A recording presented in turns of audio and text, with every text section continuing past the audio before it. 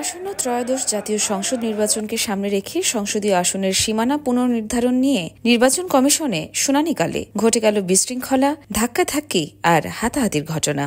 আজ রবিবার দুপুর 12টায় রাজধানীর আগারগাঁওয়ে নির্বাচন কমিশনের শুনানি শুরু হয়। ঠিক দুপুর 1টার দিকে হঠাৎ করেই শুরু হয় ধাক্কাধাক্কি আর হাতাহাতি। এনসিপির যুগ্ম মুখ্য সংগঠক মোহাম্মদ আতাউল্লাহ অভিযোগ করেন তাদের উপর হামলা চালিয়েছে বিএনপির সাবেক সংসদ সদস্য ব্যারিস্টার রুমিন ফারহানা এবং তার সহযোগীরা।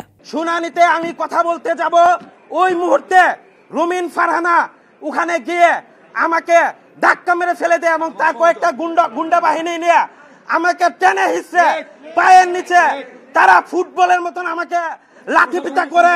অন্যদিকে রুমিন ফারহানা দাবি করেছেন প্রথমে তাকেই ধাক্কা দেওয়া হয়েছিল। এনসিপির নেতাদের অভিযোগ, বিজয়নগর উপজেলার 3টি ইউনিয়নকে আলাদা করে ব্রাহ্মণবাড়িয়া 2 আসনের সাথে যুক্ত করার প্রস্তাবের বিরোধিতা করায় তাদের উপর এই হামলা চালানো হয়েছে। তবে বিএনপির পক্ষ থেকে জেলা সভাপতি খালেদ হোসেন মাহবুব শ্যামল জানান, ঘটনাটি দুঃখজনক এবং অনাকাঙ্ক্ষিত।